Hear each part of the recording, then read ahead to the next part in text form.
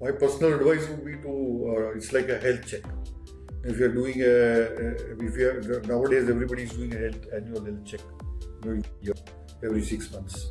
Likewise, once a year at least, we must do a business valuation and take advice from experts. They should think of it like a health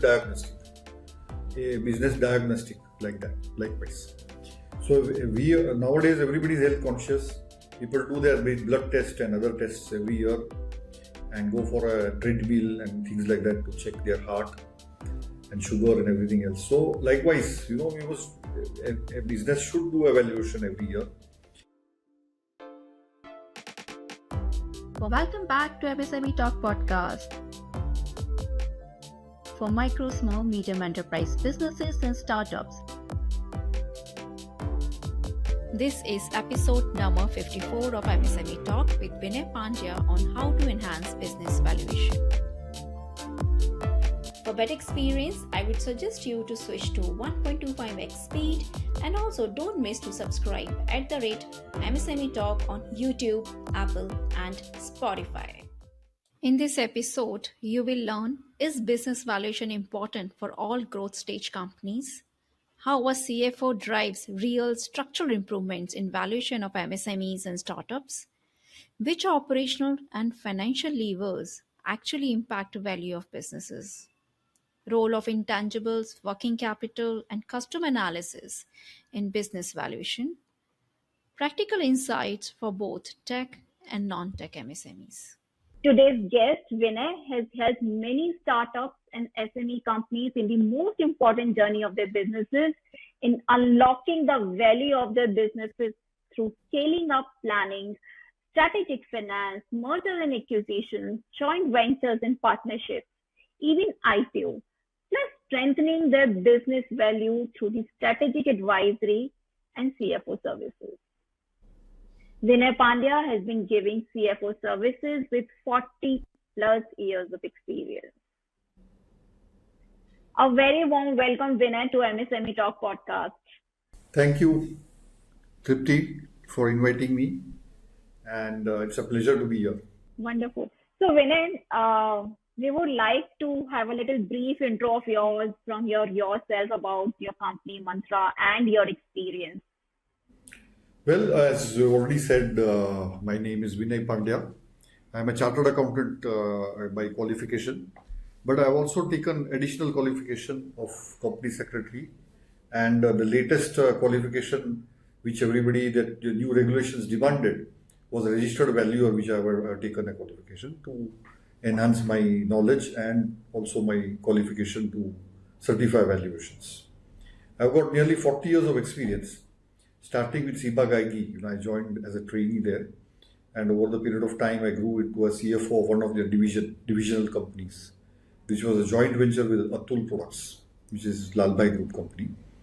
And later, I moved to a globally competitive companies like Mitsu, which we sold to Bayer. Later on, I moved to Microings, which was again a global company and made a big impact on its own business, scaled up from $10 million to nearly $100 million kind of revenue. And then later I joined as a group CFO of Ashok Piramal Group. And of last 8 to 10 years, I have been working as an advisor and consultant in the role of a managing partner of Mantraa Advisory Service. And I help startups, SMEs and MSMEs to value and navigate through their journey of business and scale up, as well as various different services that we provide. Wonderful. Very extensive experience, Vinay. And thanks a lot for joining MSME Talk podcast episode for our listeners to get into this journey and world of business valuation, which we hear day in, day out, because since last couple of years, startup conversation doesn't go without a valuation. But as in today's discussion, which we are going to have on how business valuation can enhance, or rather we can say how a business valuation can be enhanced with the help of a CFO.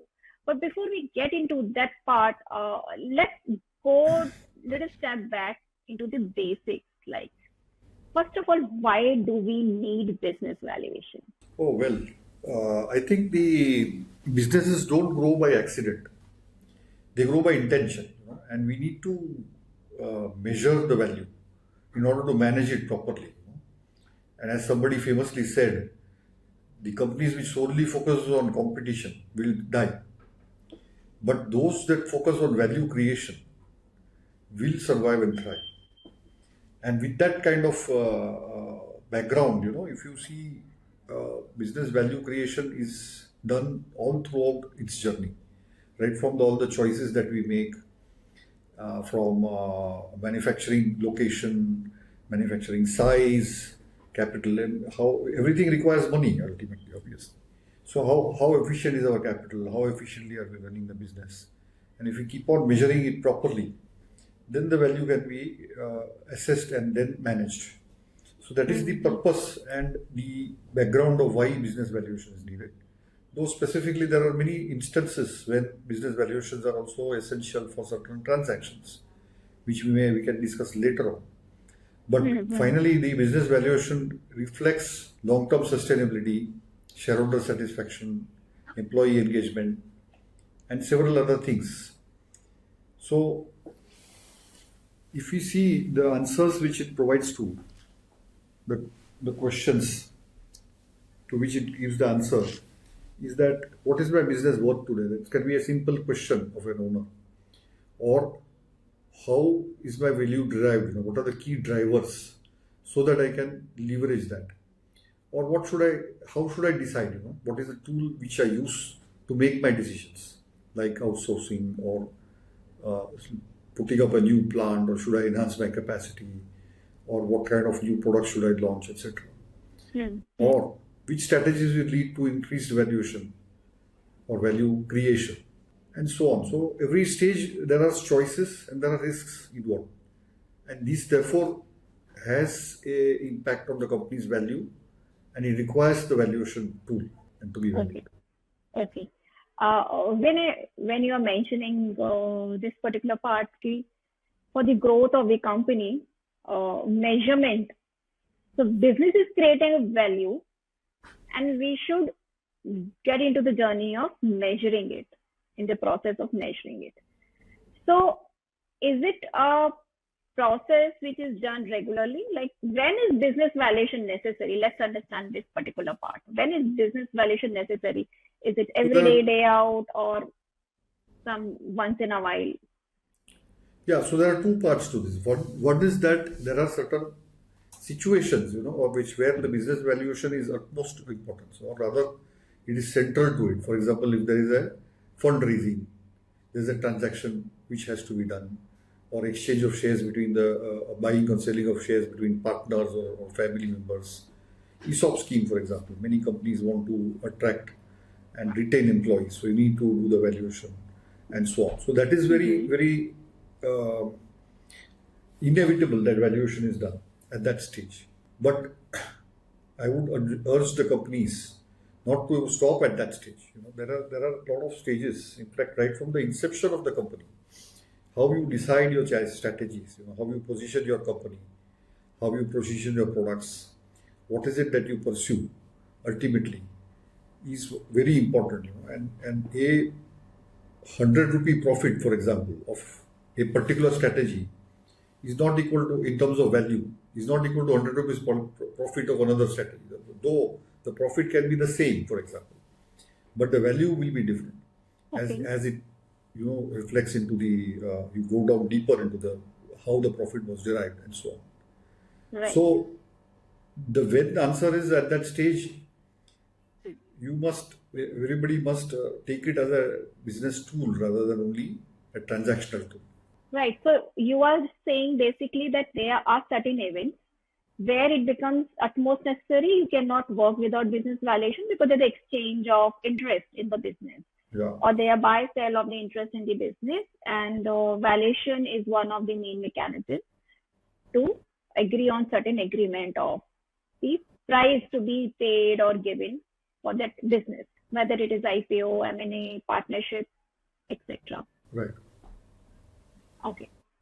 So Vinay, let's understand what is the fundamental problem that valuation can solve. Now, first of all, in first part, you mentioned that necessary है, event है, करना पड़ेगा. But suppose there's no event, right? But still, valuation does solve some fundamental problems. And like, why getting valuation done making sense, even if you're not looking for immediately unlocking on event. So what is your view on that? Yeah, see, when we do a valuation, valuation is at the end of the day, you'll just see a number that this is my value per share or for the total value of the company. But there is a lot of breakdown. If you go carefully and if you have a correct advisor and valuer, they will give you the drivers of the valuation. From where have you derived it? What is the gap there? How does it come out compared to other companies and so on? And that will give you some ideas about what can be done further in the next stage of your business and how you redesign your business, restructure your business, look at more competitive abilities, or even a simple thing that how do you maintain your competitiveness, and therefore sustainability then comes in the picture. That can you sustain your business for long, because profits and cash flow are central to a sustainability, and without that, no business can survive properly or grow even. So this is the way in which we look at the fundamental problem in valuation and what it solves. It gives you a baseline, and at the same time, it gives further guidance into what could be done next in the context of the business, of course. Right. So basically, you're saying to derive a strategy for the sustainable growth of your business, or to align the growth of the business with your own goal or the vision by the entrepreneur or the founder or the business owner, doing valuation brings you to the lot of areas where changes or the area of focus where effort need to be taken to intentionally do the changes.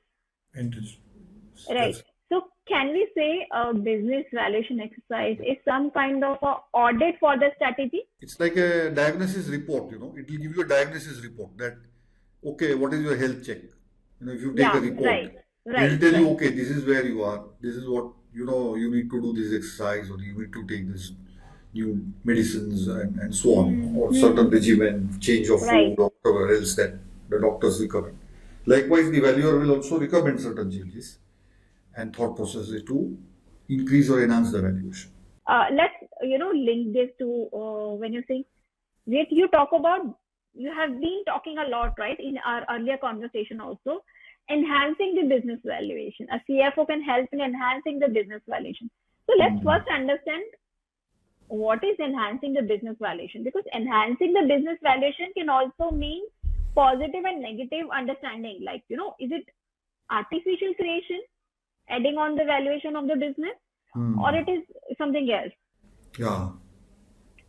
No, enhancing is about, when we say the word enhance, means obviously it is increase, but also strengthen. And so it is about identifying those business drivers. And then things like, for example, what is your financial performance? How are your operating ratios? How is your capital efficiency ratios? And so on. How is your profitability? What is the kind of team that you have, for example? How it is driving those numbers? Finally, the numbers is done by the people and the assets of the company. So how are the assets utilized? What is the customer base and the customer satisfaction? Are there repeat customers? Are you able to reduce your customer acquisition cost? What is your operating efficiency? So there are many various parameters of studying that. And then, of course, it can get into things like locational advantages, scalable systems, sustainability. Nowadays, the sustainability also is a very big subject, right? And so on. So these are all the things which drive a value and valuation. And therefore, using any of these drivers, we can enhance the valuation. Okay. So by taking certain steps for those, so you're saying business valuation will give a measurement and the areas which need correction. Taking step on that, you can enhance the business valuation. Right. You can increase.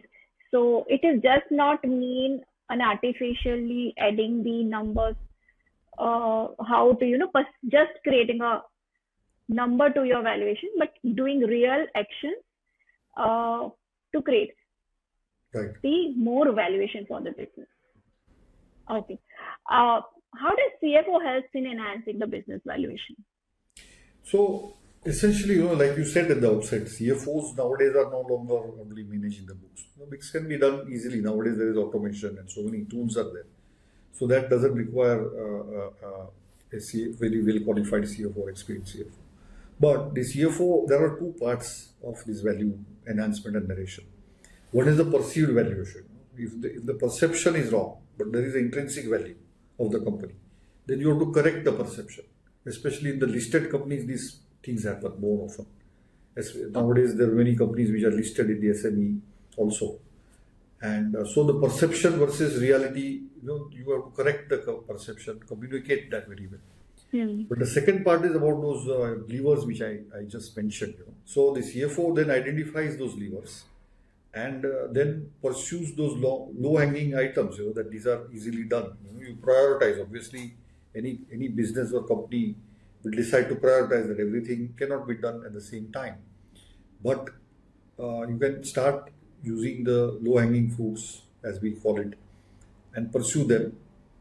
And internally make a program along with the other management team and managing directors and so on to enhance those value and bring change into the company. Okay. So as going back to again, enhancing the business valuation is just not you're changing any numbers, right, randomly. It is basically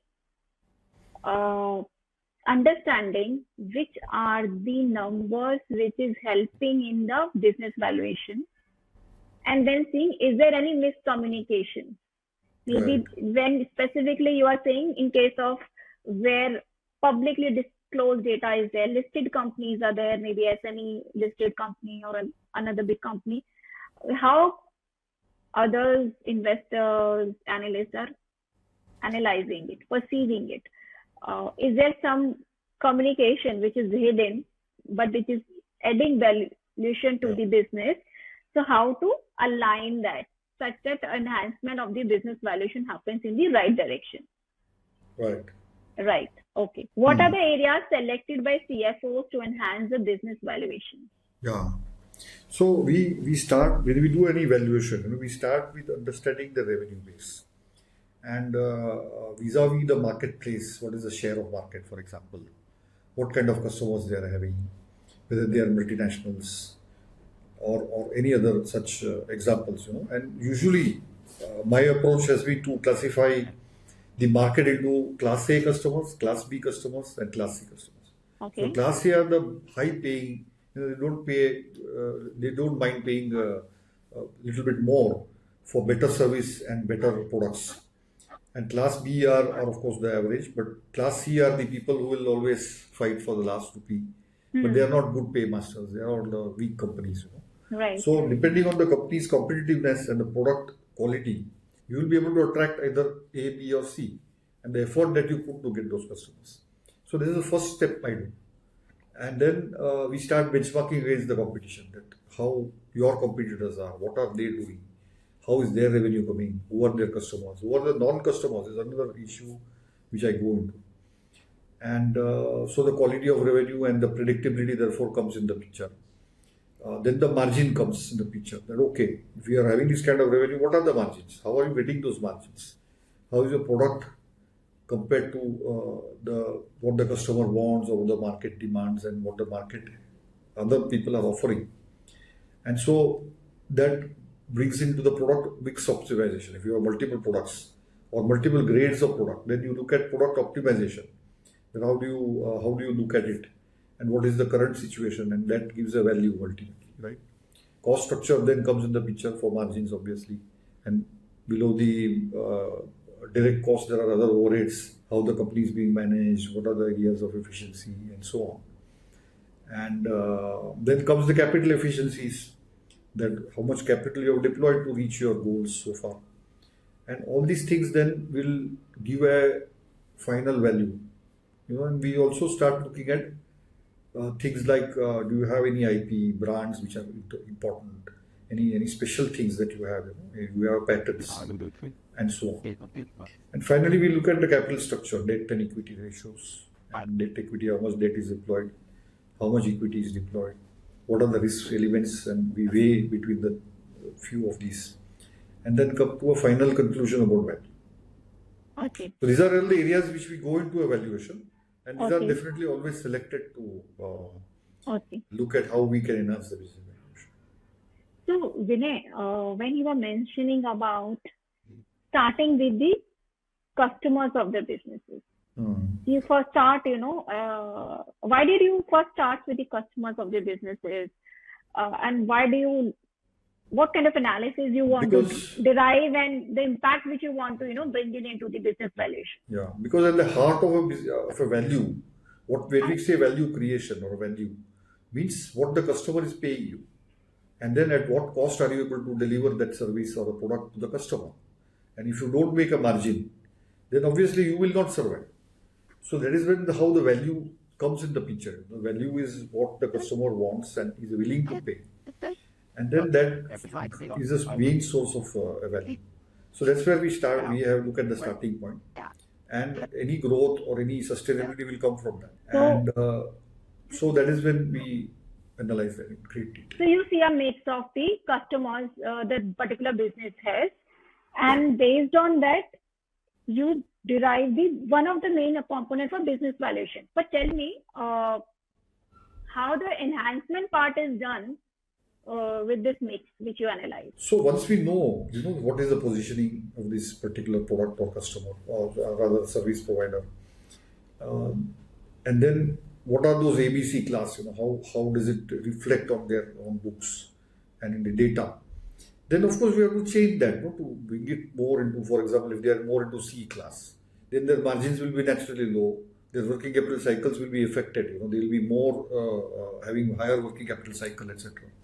Whereas if they are getting, if they are, so the whole idea will therefore be to go after the A type customers. Now, is it doable? Is it achievable? And then you make a program that, okay, you take at least some B and some A. And then you have a goal next year or next to next year and figure out that how do we therefore get those customers and enhance our margin and enhance our sustainability.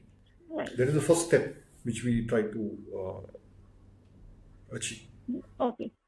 So basically, therefore it will drive many changes in the organization. When, for example, if we go to a very large customer, one of the customers, I'll give you an example also, that it is into defense. So they wanted to go in to a very large company called Bharat Electronics. Now they have a very big demand. They will ask a lot of audit questions. Operational audit, the customer will do. So the customer audit or vendor audits are very usual in many of the businesses. And so they will then, therefore, if you try to get that customer, a lot of your changes you will have to make in your quality systems, in your how you approach the customer, how you are handling the customer, how you will deliver the product, how you design and pack your products, and so on and so forth. And that itself will also drive you into better and better growth opportunities. Okay. So now you also mentioned, Vinay, that margin, margin becomes the important part, because higher the margin or more customers, what is the matrix, helping in the business valuation. So can you just elaborate more? Like, everyone wants to increase the margin of the business, that we know. But how exactly to decide in which product margin enhancement is to be done? It's just not easy. Like maybe the higher margin product, the business may not be that much happening, but how to bring the balance? Yeah, it's always a difficult question. But see, there are margins, there are multiple things. The first is, of course, the price that you fetch, like the same ABC class which I mentioned. And are you getting a above average price from the market price or below average price? And so that will first be the first goal, to improve the margin, by getting 5 or 10% or 20% more from the customer, that straight away adds to the margin. But obviously it is not so easy, and therefore there are many things that will have to be done to the product. Product re-engineering is one, repackaging is another, going after the more valuable customers may be other, And identifying those customers will be also a strategy. And then, of course, your sourcing and your own manufacturing. How a product is made and how do you source? Are you sourcing efficiently? And do you manage your working capital and your inventory and your manufacturing processes very well? This is the second aspect which goes into the margin. And if you don't have efficient manufacturing processes, then the margins will be low. Okay. So while you were mentioning this, working capital becomes the important tool here, working capital management, which you also mentioned that while, when CFO is working to enhance the business valuation, a lot of emphasis and checkpoints is given on working capital management. So how does, basically how long does it take to see the impact of the changes done in the working capital management after a business, hire a professional CFO to work on the business strategies and business valuation? My experience has been that the change starts coming in sometimes as early as 6 months. Okay. But sometimes it may take a couple of years, depending on the change that is required. I mean, there is a lot of work to be done on the product quality, for example. And it will take at least 12 to 18 months before we start offering better quality products or different type of product offerings in the marketplace. And that itself will have some costs also, in terms of capex or in terms of changing the machineries or whatever else. So working capital management, you are saying reflection in the outcome will take maybe, it can be as early as 6 months after the, intentional step taking. But it can also go in years to see the change in the working capital management, outcome of the working capital management. Okay. Sourcing strategy will also have an impact. Sometimes you change your source of raw material. That takes time. You cannot do suddenly. It will affect quality of the product and so on. Exactly. So that also, the change will take a year, maybe 6 months to a year. Yeah, so depending on what kind of raw material are there. 1 to 2 years as a sort of. Okay. Vinay, you were also mentioning about the debt equity structures. Now, obviously, the debt equity structure is important. But how does a CFO, what is your typical guidance to balance this debt equity structure to enhance the business value? There cannot be a rule of thumb. See, each business is different. How the business operating leverage is, for example, that will derive the financial leverage. Debt equity structure is nothing but financial leverage. You take borrowed money and you repay them, and you pay an interest of whatever 8, 9, 10%. Right. And if your earnings are more than that, then you should borrow. But how sustainable are they? That is to be assessed. And therefore, most times the startups, we advise that they should not borrow any money, because there is a lot of risk and uncertainty about cash flows. Once the cash flows become predictable, the customers become predictable, and your margins become predictable, then you start thinking about debt. Right. And then you can usually, typically, on an average, you can say 1:1 is a good ratio. And if there is a lot of operating leverage, then I would go for low leverage. There are businesses like paper business, for example. The operating leverage is very high. Then I would recommend a little lower debt compared to the equity. Okay. But it needs to be studied. It cannot be a rule of the thumb. Right. And it's also industry specific, you are saying, and the current status of the company. Current status. Right.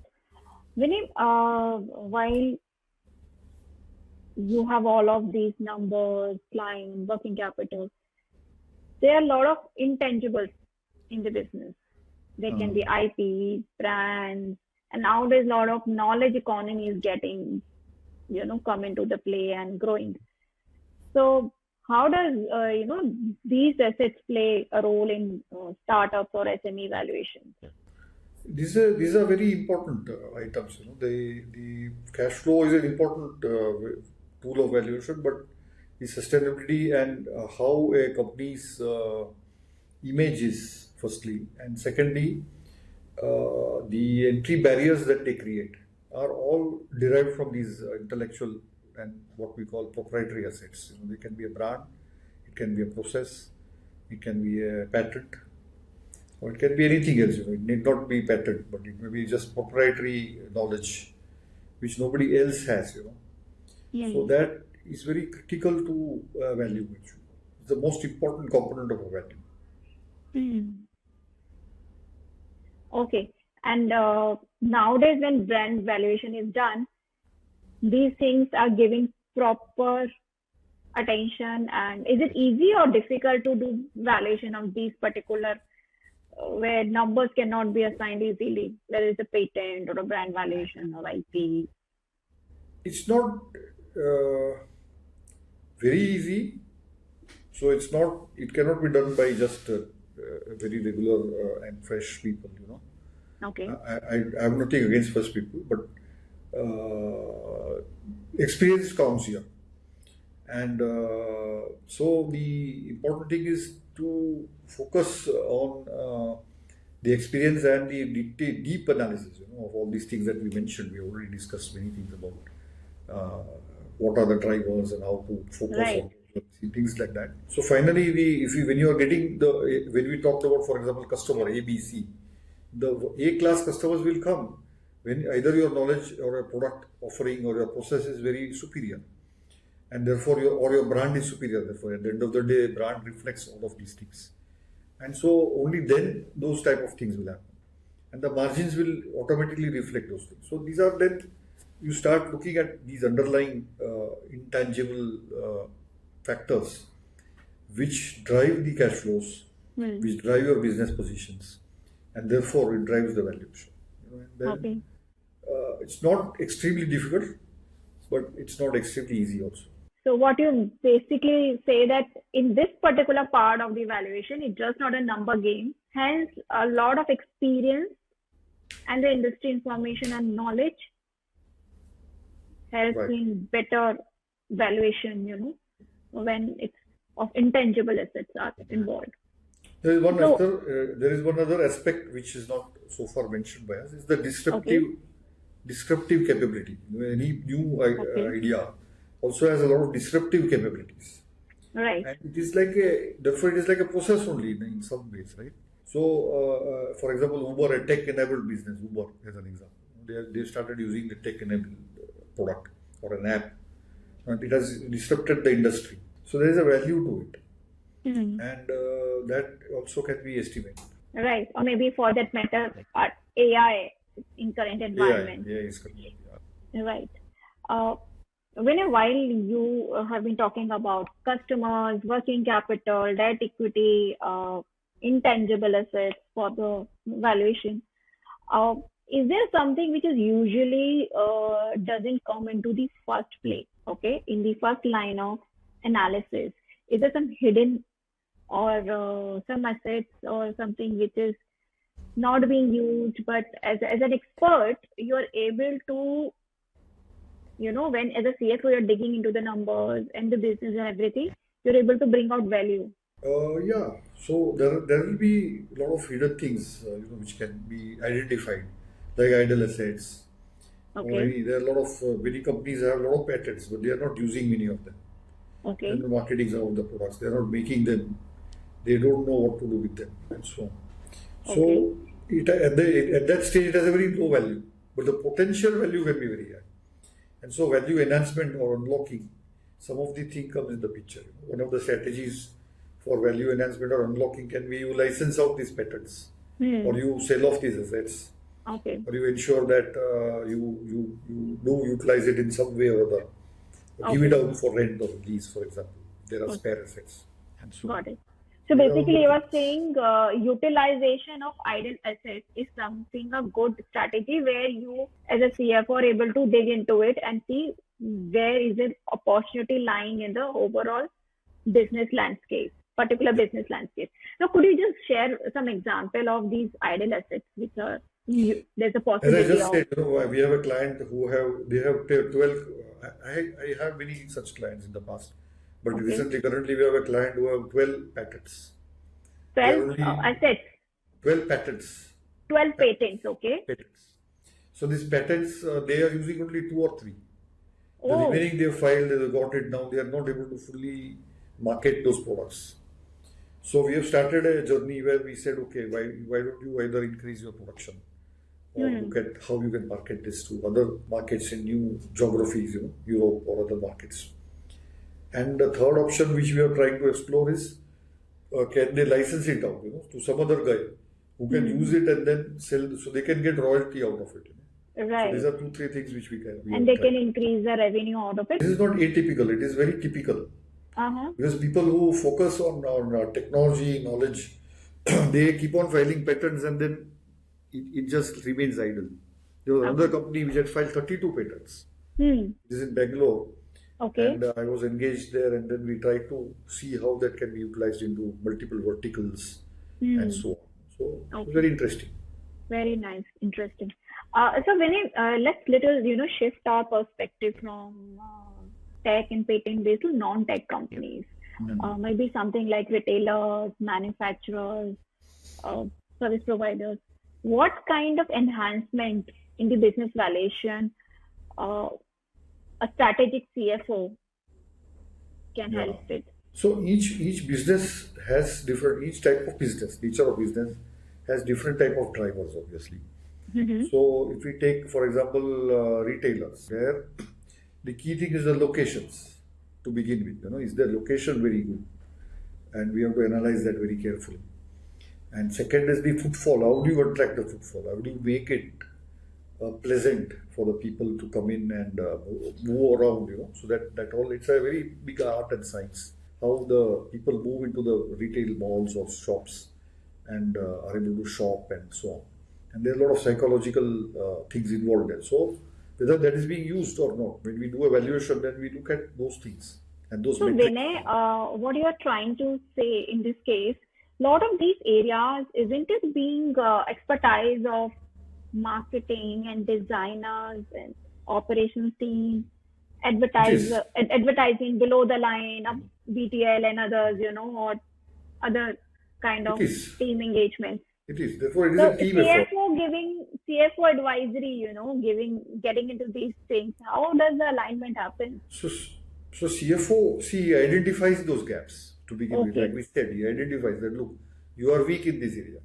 When we compare you with this particular store, for example, with another store, you are weak in this area. Let us make a program. So they say, no, but this is difficult. We need this much money. We need this much capex. So then CFO plays a crucial role in not only the numbers, but in developing the strategy, in giving the necessary capital. That look, reallocate your capital from this area to this particular area, and improve your quality, improve your, for example, employee engagement, improve your, asset utilization in terms of space. For example, in the retailer example you gave, how to utilize the space is very important, right? So these things, then the CFO can give the guidance. And then the second part of this is not just you give a guidance, but then you keep measuring it frequently. That have you done this? Has what we had targeted, are we moving towards that goal? And therefore then the books of accounts and all those things come in the picture, the accounting and other non-accounting parameters. The CFO will give this necessary data and MIS and then ensure that accountability is taken into account. Fine. So you have mentioned a very, very important, point here is capital division, or distribution of the capital which is there in the various areas which need capital. That's where the CFO role is coming, while taking care of business valuation also in the mind. So very, very apt point. Now, obviously, I was little wondering, if CFO is only going to analyze everything which is other functions does it, then what others are going to do it? And which you said, कि नहीं हम अपना view दे देंगे, and then let them do it. So, and obviously, being a CFO, you have to also give the check. Now let's understand other, some areas like manufacturer, for example. How would you try to enhance the valuation there? So again, likewise, similarly how they are structured in terms of their capacity, in terms of their productivity, in terms of their technology. Each of the business will have low tech, medium tech, and high tech. That is my experience, and everything is not the same. Some companies have very high automation, some companies have low automation. So we get into that and then figure out areas of inefficiency, areas, and basic rules are the same. But then for manufacturing, we focus more on such type of other areas, that how is their process efficiencies and so on, product quality, how it is measured, whether they have good standards there and so on. Okay. So basically, operational part is where more emphasis is given to ensure how valuation gaps are there. There could be a gap which can help in enhancing the valuation. Okay, by increasing the output and the profit margins and the overall earning for the revenue part for the business. Let's understand, does valuation work differently when we are into a M&A situation or buyout situation of founders exits are there, IPOs, maybe through IPOs or through non-IPO of private equity is coming in. Is it same or does it change? There will be differences. The objective once the objective is defined in an M&A situation, then you look at further factors. Then what benefit will the acquirer get if you are a seller? Or if you are an acquirer, then you will see what benefit you get when you merge two companies or two businesses together. So I'll give you one example. In one case, and can name the company also, Sun Pharma and many other companies in the pharma business were acquiring another small pharma company. And Sun Pharma gave a quote which was double than all the others. Okay. It was double. And they could succeed in acquiring that business. So later on it was found that they had a similar product in their own pipeline. And then when they combined it, they could increase their pricing into the market by at least 25 to 30%. And they recovered this double the price that they paid in 2 to 3 years. Okay. So how you see it is called synergy, how whether you are able to create value. And these things have to be analyzed well in advance. And then you can figure out that, okay, if you are a seller, for example, then you can ask for a premium that, look, you are going to get this benefit because of certain things which we have, the seller has. And then therefore you ask for small premium to a normal valuation, that this is your normal, but I am asking you a little higher and so on. So there is a negotiating process then, obviously. And this is an M&A example. In a family situation, again, there are other considerations involved, emotional considerations, how they want to take it forward, and these also things are to be kept in mind when we do evaluation. Okay. In an IPO, the marketing comes in the picture. That how can you market this? Value sometimes is when the markets are very high, the value goes up. So can the merchant banker or the people in the broking community, will they be able to sell the stock into the market? And that plays an important part in the value determination. Timing and the selling ability, the positioning of the company, the communication. Narration. So basically saying timing, narration helps a lot. Perception of the company. Yeah. That is built. It doesn't come overnight. Today we may create a nice website or a nice thing. It doesn't mean the investors are taken away by that. They will get into the history of the company. They'll see what has happened in the last 5 years and so on. So that all these things are important, and that will create the perception. Right. So good reflection now, Vinay. Like business valuation can be enhanced, but depending on the situation, right? Of the event, if there's any big event, whether you're looking for merger and acquisition, you want to sell out the business, SME businesses, they reach a level where family is not taking ahead. Next generation is not looking forward to take this business, and they want to sell the business, or there's an IPO situation. They want to take it to IPO. Business valuation will differ depending on the situation and who is the buyer. Very interesting. And the timing and the narration. So let's understand, Vinay, how to choose the right time to start process of business valuation, and then hiring the CFO services to help a decent enhancement to the business valuation. Now, please tell us in both the aspects, right? One you said is an event driven, another is non-event driven. So how does this work? So non-event driven will come from the vision and the realization of vision, like you yourself were mentioned. and how the business owner, the predominant owner of the family, will view what they have done so far or what they are intending to do, and are they anywhere nearer to it, or have they revised those visions and so on. Or if they have never formulated a vision, then it's good time to formulate the vision and look at these aspects, and then evaluate the business from that perspective, whether it is worth it, or what changes they should bring into the business. In case of an event-based, that the valuation process should begin well in advance. For example, in an IPO, at least 2 years in advance.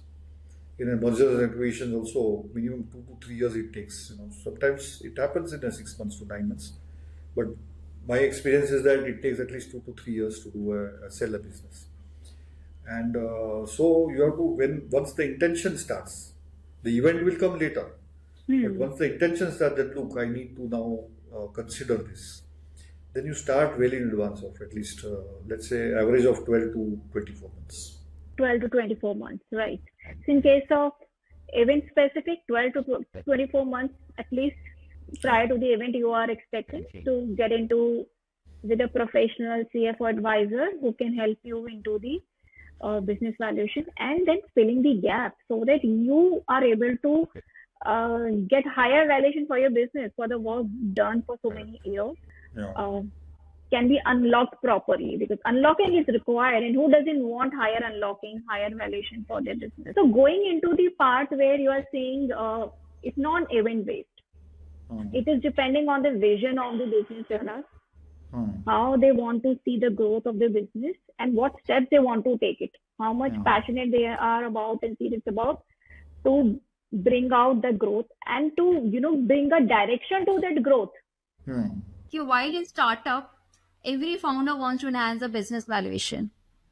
But if we go to the other segment, which is SME companies, majority are not even giving any thought to know the business valuation of their businesses.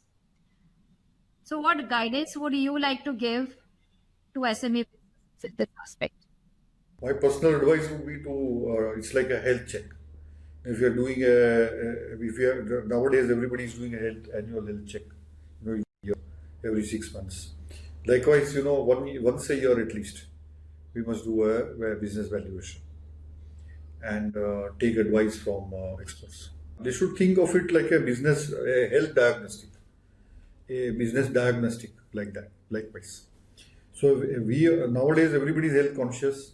People do their blood test and other tests every year and go for a treadmill and things like that to check their heart and sugar and everything else. So likewise, a business should do evaluation every year, and as soon as the balance sheet is out, people pay their income tax. Likewise, this is another small effort every entrepreneur should make to find out that, okay, how their business performed.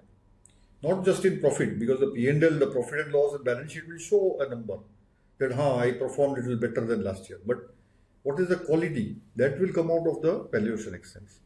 Have they improved their quality? Have they improved their value? Have they improved their sustainability? What can be done further? Was it enough compared to the market? So basically you are saying consider business valuation exercise as a health checkup. So it's just not, auditing of your business, financials. Just don't rely only on that part. Extend it to the business valuation exercise, which can give you in areas where need to be given attention to, so that your business valuation, the growth of the business is at a pace which it should be. And specifically for the business owners who are focused and who are looking forward to grow their businesses higher. Thank you, Vinay, so much for joining MSME Talk Expert Ecosystem and telling our listeners an important aspect of growing their businesses of business valuation. We'll see you around again in any other specific topic of your expertise or your company's expertise. Dear listeners, since last 3 years, you have been listening to MSME Talk audio podcast on Apple, Spotify, Amazon, etc. Now it is available in video format on YouTube as well. Also, I would like to tell that more information and updates are not covered on podcast, for which you have to ensure that you subscribe our newsletter and follow us on social media. Links are given in description.